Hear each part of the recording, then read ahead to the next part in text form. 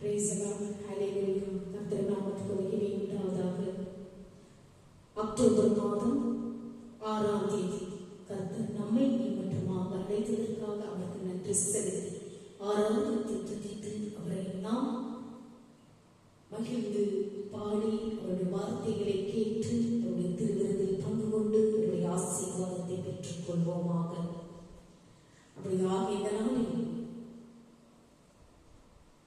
யாக்கோபு 1ஆம் அதிகாரம் 5ஆம் வசனத்தில் நான் உங்களுக்கு சொல்லி வார்த்தைகளை கொடுக்கின்றேன்.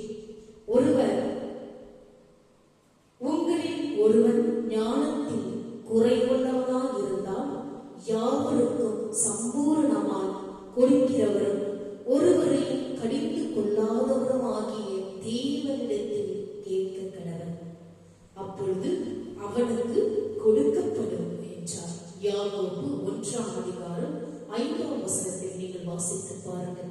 உங்களில் ஒருவன் ஞானத்தின் குறைவுள்ளவனாய் இருந்தால் யாவருக்கும் சம்பூர்ணமாய் கொடுக்கிறவரும் ஒருவரையும் கடிந்து கொள்ளாதவரும் ஆகிய தேவனிடத்தில் கேட்க கடவன், அப்பொழுது அவனுக்கு கொடுக்கப்படும் என்றார்.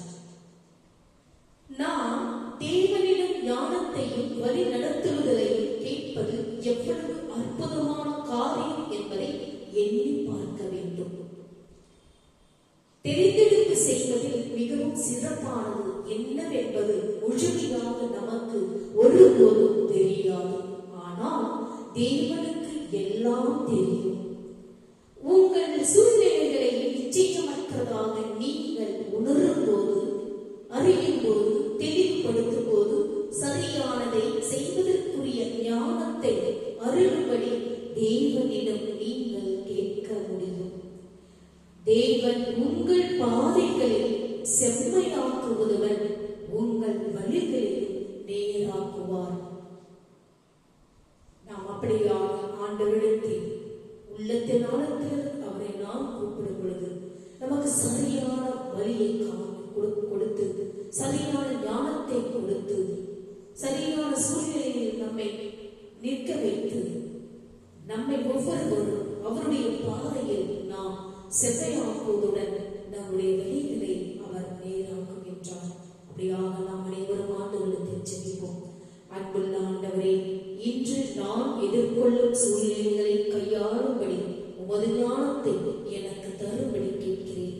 உமது ஞானம் மற்றும் வழிகாட்டுதல் என்கிற உறுதியான அஸ்திவாரத்தில் என் வாழ்க்கையை நடத்தவும், உண்மையே சார்ந்து வாழவும் எனக்கு நீர் ஒவ்வொரு நாளும் உங்களுடைய கிருபையை தாரும் என்று இந்த நாளும் நாம் அனைவரும் ஆண்டவரை நாம் துதித்து மகிழ்ந்து நாம் பாடுவோமாக.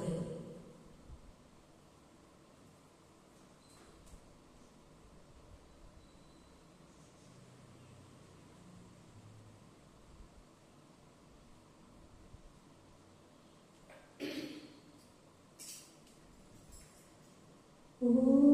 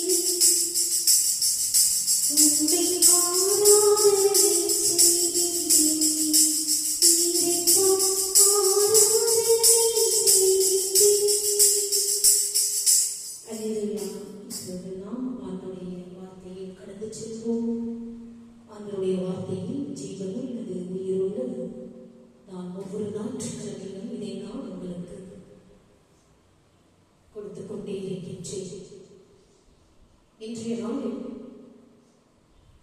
நாம் நன்மை செய்கிறதில் சோர்ந்து போகாமல் இருப்போமாக. நாம் உதவி செய்கிறதில் பிறருக்கு நாம் சோர்ந்து போகாமல் இருக்க வேண்டும். நம்மால் முடிந்ததில் பிறருக்கு நாம் உதவி செய்ய வேண்டும். நம்மிடத்தில் என்ன இருக்கின்றதோ அதை பிறருக்கு நாம் பகிர்ந்து கொள்ள வேண்டும். நாம் தளர்ந்து போகாதிருந்தால் ஏற்ற காலத்தில் அறுப்போம். கலாத்தியர் 6:9 நீங்கள் வாசித்து பாருங்கள். தீமையை விட்டு விலகி நன்மை செய் என்றார் கர்த்தர். உன்னுடைய உள்ளத்தில் இருக்கும் அந்த கசப்பான எண்ணங்கள், பேச்சுக்கள், வழிகள், பார்வைகள் அதையெல்லாம் விட்டு விலகி நீ நன்மை செய் என்றார். சமாதானத்தை தேடி அதை தொடர்ந்து கொள் என்ற வேத வசனத்தின்படி கர்த்தருடைய பிள்ளைகள் முதலாவது நன்மை என்னதென்று அறிந்து நியாயத்தை தேடுகிறவர்களாகவும், ஒடுக்கப்பட்டவனை ஆதரித்து திக்கற்ற பிள்ளையின் நியாயத்தையும் விதவையின் வழக்கையும் விசாரித்தறிகிறவர்களாகவும், தீமையை விட்டு விலகி என்றென்றைக்கும் தேவனுடைய சமூகத்தை நிலைத்திருக்கும்படிக்கு நன்மையை ஜாக்கிரதையுடன் தேடி கர்த்தரிடத்தில் தயை பெற்றவர்களாய் வாழ்ந்திட தேவன் கிருபை அருள செய்ய நாம் ஒவ்வொருவரும் ஜெபிக்க வேண்டும். ஜீவனையும் நன்மையையும் மரணத்தையும் தீமையையும் கர்த்தர் நமக்கு முன்பதாகவே வைத்திருக்கிறார் என்பதால் பிறருக்கு நன்மை செய்தால் வாழ்வில் மேன்மையான மேன்மை உண்டு என்பதையும், நன்மை செய்யாதிருந்தால் பாவம் வாசற்படியில் படுத்திருக்கவும் என்பதையும் விசுவாச குடும்பத்தார் ஒவ்வொருவரும் அறிந்து கொண்டு தீமைக்கு தீமை செய்யாமல் உயிரோடு இருக்கும் நாளெல்லாம் நன்மையை ஜாக்கிரதையுடன் தேடி தீமையை நன்மையினாலே வெல்லுகிறவர்களாகவும், அதனால் கர்த்தரிடத்தில் தயை பெற்றவர்களாக வாழ்ந்திட மிகுந்த பாரத்தோடு நாம் ஜெபிக்க வேண்டுமா? எல்லோரும் வழி விலகி ஏகமாய் கெட்டு போனார்கள் என்று அங்கலாய்க்கின்ற கர்த்தரின் வேதனையை அறிந்து கொண்டவர்களால் உணர்ந்து சேனைகளில் தேவனாகிய கர்த்தர் நம்மோடு இருக்கும்படிக்கும், அவருக்கு முன்பதாக பிழைக்கும்படிக்கும் தீமையை வெறுத்து நன்மையை தொடர்ந்து செய்பவர்களாகவும், மனுஷன் எதை விதைக்கிறானோ அதையே அறுப்பான் என சத்திய வேத வசனம் திட்டமும் தெளிவாக கூறுவதால் கர்த்தரிடத்தில் நன்மையை பெற்றுக் கொள்ளும் விதத்தில் உத்தமமாய் நடந்து நித்திய ஜீவனுக்கு ஏதுவான கர்த்தருடைய வார்த்தைகளுக்கு கீழ்ப்படிந்து நாம் வாழ கர்த்தர் அனுகிரகம் அருளச் செய்ய நாம் ஒவ்வொருவரையும் கர்த்தரிடத்தில் மண்டையிட்டு ஜெபிக்க வேண்டும். நாம் பிறருக்கு நன்மை செய்வதனால் ஜீவனுள்ள நாளெல்லாம் நன்மையும் கிருபையும் நம்மை தொடருவதோடு மாத்திரமல்லாமல் ஒரு நன்மையும் குறைவுபடாமல் கர்த்தர் அளிக்கும் நன்மையினால் திருப்தியாக்கி கர்த்தர் அருளும் கிருபையையும் மகிமையையும் பெற்றவர்களால் யுக யுகமாய் கர்த்தருடைய வீட்டிலே நீடித்த நாட்களாய் நிலைத்திருந்து வாழ்வோம் என்பதனால் மற்றவர்களுக்கு நன்மை செய்ய கடனாளிகளாக நாம் இருக்கிறோம் என்கிற உணர்வுள்ள இருதயத்தோடு வாழ கர்த்தர் கிருபை அருள செய்ய நாம் ஒவ்வொருவரும் ஜெபிக்க வேண்டும். நீங்கள் ஒவ்வொரு நாளும் ஆண்டவரை நோக்கி ஜெபிக்கும் பொழுது கர்த்தர் உங்களை ஒவ்வொருவரையும் ஆசீர்வதிப்பார். இதை இந்த பவுலடிகளால் எடுத்து சொல்கிறார். அப்போஸ்தலரான பவுலடிகளார் 21ஆம் அதிகாரம் 14 வாசித்து பாருங்கள். ஜெயம் எடுத்தல் அவன் சம்மதியாதபடியினாலே கர்த்தருடைய சித்தம் ஆக்கப்படுவது என்று அமர்ந்திருந்தோம். எல்லாவற்றையும் இழக்க துணிந்த பவுலின் மனதை உடன் ஊழியர்களால் திருத்த முடியாமல் போனது. பரிசுத்த ஆவியானவருடைய வழிநடத்தலின்படி தாம் பாடுதல் பவிக்க வேண்டும் என்பதை உணர்ந்த பவுல் அவர்கள் வேண்டுகோளுக்கு சம்மதியாதபடியினால் அவனை அவர்கள் மேலும் வற்புறுத்தவில்லை. அவர்கள் தங்கள் முயற்சியை கைவிட்டார்கள். கிறிஸ்து இயேசுவினால் பவுல் எதற்காக பிடிக்கப்பட்டானோ அதை பிடித்துக் கொள்ளும்படி ஆசையாய் தொடர்ந்தான். கிறிஸ்துவை போலாக வேண்டும் என்ற தனது இலக்கை நோக்கி தீவிரமாக தொடர்ந்தான் பவுலடிகளார். அதற்காக முழு மூச்சோடு முயற்சி செய்தான். தன்னுடைய ஜீவியத்தில் எப்போதும் எல்லா எதிர்ப்புகளையும் பரிசுத்த ஆவியானவரின் துணையுடன் அவைகளை மேற்கொண்டு முன் சென்றான். இதை பிலிப்பியர் 3ஆம் அதிகாரம் 12-14 வாசித்து பாருங்கள். இவை அவருடைய ஜீவியத்திற்கு வெற்றிக்கு அஸ்திவாரங்களாய் இருந்தன. தேவனுடைய பிள்ளைகள் வியாதிப்படுவதையோ துன்பம் அனுபவிப்பதையோ ஒருபொழுதும் தேவன் விரும்பவில்லை என்று சிலர் இன்றைய நாட்களில் போதிக்கின்றனர். இருப்பினும் துன்பம் காத்திருந்த வேளையிலும் பவுல் எருசலேமுக்கு செல்வது தேவனுடைய சித்தமாய் இருந்தது. சில வேளைகளில் உரிய ஒரு நோக்கத்திற்காக சொந்த நலன்களை தியாகம் செய்வதாக வேண்டும். உலகத்தில் உங்களுக்கு உபத்திரங்கள் உண்டு, உபத்திரங்களுக்கு ஒப்புக் கொடுக்கப்படுவீர்கள் என்று இயேசு கூறியிருக்கிறார். இதை யோவான் 16ஆம் அதிகாரம் 33 வாசித்து பாருங்கள். மத்தேயு 24ஆம் அதிகாரம் 9 வாசித்து பாருங்கள். மேலும் நாம் அநேக உபத்திரங்களின் வழியாய் தேவனுடைய ராஜ்யத்தில் பிரவேசிக்க வேண்டும். அப்போஸ்தலர் பவுலடிகளார் 14ஆம் அதிகாரம் 28 வார்த்தைகள் கொடுத்துக் கொண்டிருக்கின்றன. சபையானது உபத்திரங்களை சகிக்க நியமிக்கப்பட்டிருக்கிறது. 1 தெசலோனிக்கேயர் 3ஆம் அதிகாரம் 3 வாசித்து பாருங்கள். உபத்திரவங்கள் வரும்போது சபை பொறுமையால் தங்கள் ஆத்துமாக்களை காத்துக் கொள்ள வேண்டும் என்கிறார். லூக்கா 21ஆம் அதிகாரம் 19 வாசித்து பாருங்கள். பவுல் எருசலேமை நோக்கி சென்ற 2 அவசியமான காரணங்கள் இருந்தன. முதலாவது, பவுல் பல நாட்களுக்கு முன் பேதுருவுக்கு கொடுத்திருந்த வாக்குறுதியை நிறைவேற்ற வேண்டியதாக இருந்தது. கலாத்தியர் 2ஆம் அதிகாரம் 10 வாசித்து பாருங்கள். அதாவது எருசலேமில் உள்ள ஏழைகளுக்கு உதவுவதற்காக புறஜாதி சபைகளால் சேகரிக்கப்பட்ட தர்ம பணத்தை எருசலேம் சபையாரிடம் சேர்க்க வேண்டியதாயிருந்தது. ரோமர் 15ஆம் அதிகாரம் 25-28 வாசித்து பாருங்கள். இந்த காணிக்கையால் யூத மற்றும் புறஜாதி கிறிஸ்தவர்கள் நடுவே ஒற்றுமையும் ஒருமனமும் உண்டாகும் என நம்பினார் பவுலடிகளார்.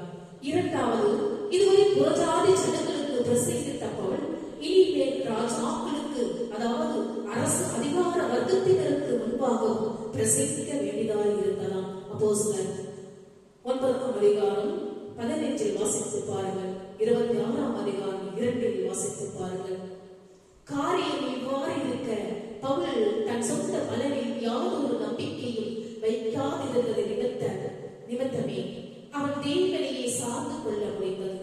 தேவனையே முழுமையாக சார்ந்து கொள்ளும் தாழ்மையுள்ள மனிதன் பவுலடிகளார். தெய்வீக சித்தத்தை மிக எளிதில் விளங்கிக் கொள்வான் என்பது புலனாகிறது. நற்செய்தியை பகிர்ந்து கொள்வதற்காக அவன் படப்போகிற பாடுகளை குறித்து பயப்படாமல் தேவனுடைய தயவை அதிகமாய் பெற்றுக் கொள்வதற்கு அவனது நம்பிக்கை ஒரு அடையாளமாகவும் இருந்ததாம். தீர்மான உறுதியில் சோதனையை மேற்கொண்டு ஜெயம் எடுத்தானாம். கெத்செமனே தோட்டத்தில் இயேசு காட்டிக் கொடுக்கப்படுவதற்கு முன், ஆகிலும் என் சித்தத்தின்படி அல்ல, உம்முடைய சித்தத்தின்படியே ஆகக் கடவது என்று சொல்லி தேவ சித்தத்திற்கு தம்மை ஒப்புக் கொடுத்தார். மத்தேயு 26ஆம் அதிகாரம் 39 வாசித்து பாருங்கள். தேவ சித்தத்தை பரிபூர்ணமாக நிறைவேற்றினார் பவுலடிகளார்.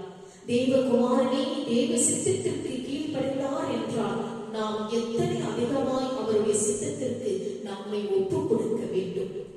சத்துருவானவன் எப்பொழுதும் சோதனைகள் அல்லது தடைகளை கொண்டு வந்து தேவ சித்தம் செய்ய முடியாதபடி தடுப்பானாம். ஆனால் நாம் நம்மை அவரிடம் அர்ப்பணிக்கும் போது அவரது சித்தத்தை நம் வாழ்க்கையில் நிறைவேற்றி முடிக்க உதவி செய்வார். பவுலை சேர்ந்தவர்கள் தங்களுடைய ஆலோசனையை அவன் மீது திணிக்க விரும்பவில்லை. கர்த்தருடைய சித்தம் ஆக கடவுள் என்று சொல்லி விடாவெறுப்போடு விட்டுக் கொடுத்தார்கள். தவிர்க்க முடியாததினால் வேறு வழி இல்லாமல் அமர்ந்திருந்தனர். சாமுவேல் ஏழைக்கு ஒன்றையும் மறைக்காமல் அறிவித்த போது அவன் கர்த்தர் அவர் தமது பார்வைக்கு நலமானதை செய்வாராக என்றார். 1 சாமுவேல் 3:18 நீங்கள் வார்த்தைகளை ஒவ்வொரு நாள் படித்து பயின்றீர்கள், உங்களுக்கு தெளிவாக தெரியும். அப்படியாக இந்த நாளில் நாம் அனைவரும் கர்த்தரோடு ஒன்றித்து ஒரு மனப்பட்டு உடைய வார்த்தைகளுக்கு செவி கொடுத்து கேட்டு தகுந்த பலனை நாம் இந்த நாளில் கேட்டு அவர் நம்மை ஒவ்வொரு நாளும் நம் தேவைகளை ஒவ்வொன்றும் சந்தித்து ஒவ்வொரு நாளும் நம்மை காத்து வழி நடத்தி அவர் நம்மை தாங்குகின்றார். அப்படியாக நாம் அனைவரும் ஆண்டவரை நோக்கி உள்ளத்தின் ஆழத்திலிருந்து அவரை நோக்கி நாம் கூப்பிடும் பொழுது உங்களையும் என்னையும் கர்த்தர் ஆசீர்வாதத்தை பொழிய செய்து ஒவ்வொரு நாளும் அவருடைய சமூகத்தில் அவருடைய பார்வையில் அவருடைய வழியில் நம்மை காத்து வழி நடத்துவார். அப்படியாக நீங்களும் நானும் ஆண்டவரிடத்தில் உள்ளத்தின் ஆழத்திலிருந்து கேட்டு பயிற்றுவோமாக. நாம் திருவிழந்து கடந்து செல்வோம், பாடல்களை பாடி திருவிழத்தில் பங்கு கொள்வோம்.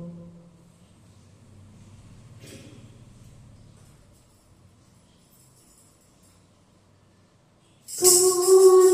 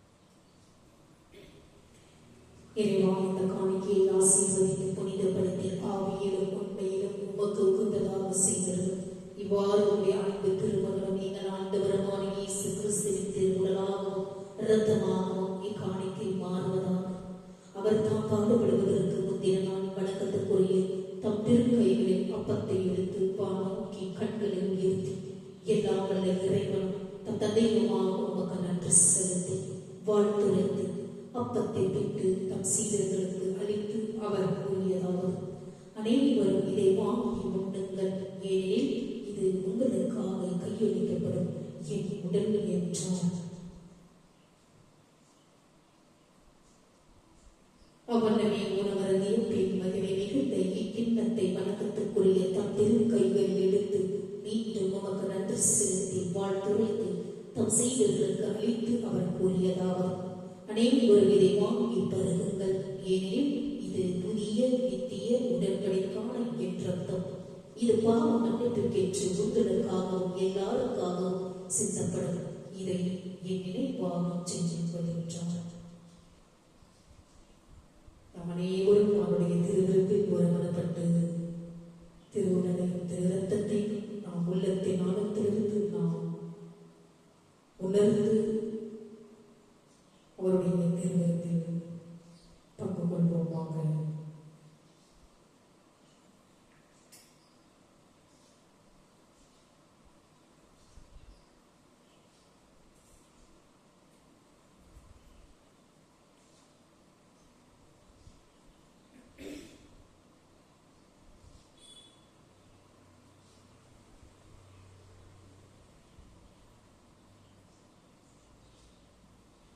இப்பொழுது நாம் அவருடைய ஆசீர்வாதத்தில் பங்கு கொள்வோம். பிறகு நாம் அனைவரும் 2-3 நிமிடம் அவருடைய கண்களை மூடி அவரை கரம் தாழ்த்தி நாம் அவரை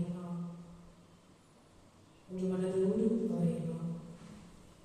அவருடைய ஆசீர்வாதத்தை நாம் பெற்றுக்கொள்வோமாக.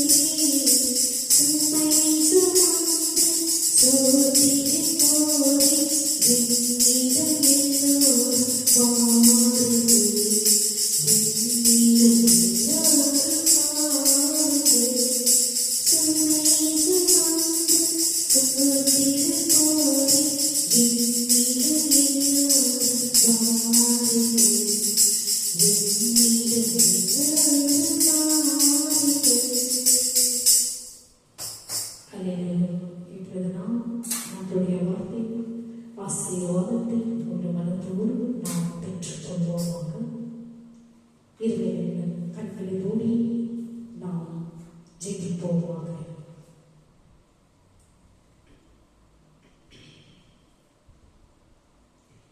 எங்களை சிருஷ்டித்த தேவனே, எங்களை ரட்சிக்க இயேசுவை அனுப்பியதற்காக நன்றி. உமது வார்த்தைகளுக்காகவும் உமது வழிகளை புரிந்து கொள்ளும் எங்களுக்கு உதவுவதற்காக நீர் அனுப்பியவர்களுக்காகவும் நாங்கள் மிகவும் நன்றியுள்ளவர்களாக இருக்கிறோம். ஒருவரின் கீழ்ப்படியாமையினாலே நாங்கள் தண்டனைக்குள்ளானோம். ஆனால் இப்பொழுது இயேசுவாகிய ஒரு மனிதனின் கீழ்ப்படிதலால் நாங்கள் நீதிமான்களாக்கப்பட்டோம். இயேசுவின் மூலம் இந்த வற்றாத ஆசீர்வாதத்துக்காகவும் வளமான வாழ்வுக்காகவும் நிரம்பி வழியும் பாத்திரத்துக்காகவும் நன்றி இயேசப்பா. அன்புள்ள கர்த்தாவே, எங்கள் கால்களை உயரமான ஸ்தலங்களில் வைத்தருளும்.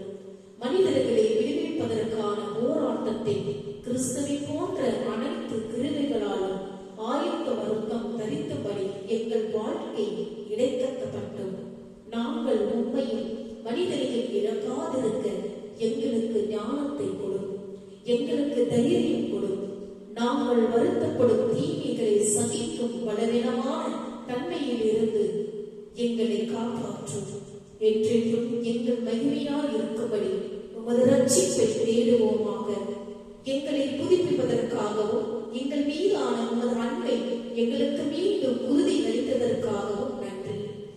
உம்முடனான எங்கள் நடையிலும் உமது அன்பை மற்றவர்களுடன் பகிர்ந்து கொள்ளும் திறனையும் எங்களை தகுதிப்படுத்தி பலப்படுத்தும். இந்த ஜெபத்தை இயேசுவின் நாமத்தில் ஜெபிக்கிறோம் எங்கள் ஜீவனுள்ள நல்ல பிதாவே, ஆமென். என் ஆத்துமாவே கர்த்தரை ஸ்தோத்திரி, என் முழு உள்ளமே அவருடைய பரிசுத்த நாமத்தை ஸ்தோத்திரி. என் ஆத்துமாவே கர்த்தரை ஸ்தோத்திரி, அவர் செய்த சகல உபகாரங்களை மறவாதே. நம் அனைவரும் தலைவணங்கி அவருடைய ஆசீர்வாதத்தை பெற்றுக் கொள்வோமாக. நம்முடைய ஆண்டவராகிய இயேசு கிறிஸ்துவின் கிருபையும் பிதாவினுடைய அன்பும் பரிசுத்த ஆவியினுடைய அன்யோன்யம் ஐக்கியமும் நம்மோடு நம்முடைய குடும்பத்தோடு யாரெல்லாம் இந்த யூடியூப் சேனலை பார்த்துக் கொண்டிருக்கிறார்களோ ஆண்டவருடைய வெளிச்சமானது உங்கள் மேல் பிரகாசமடையத்தக்கதாகவும் ஆண்டவர் வரும் மட்டும் உங்கள் மேல் சந்தோஷம் சமாதானம் என்றென்றும் நிலைத்திருப்பதாக. ஆமென். May God bless you. ஆண்டவர்களை ஒவ்வொருவரையும்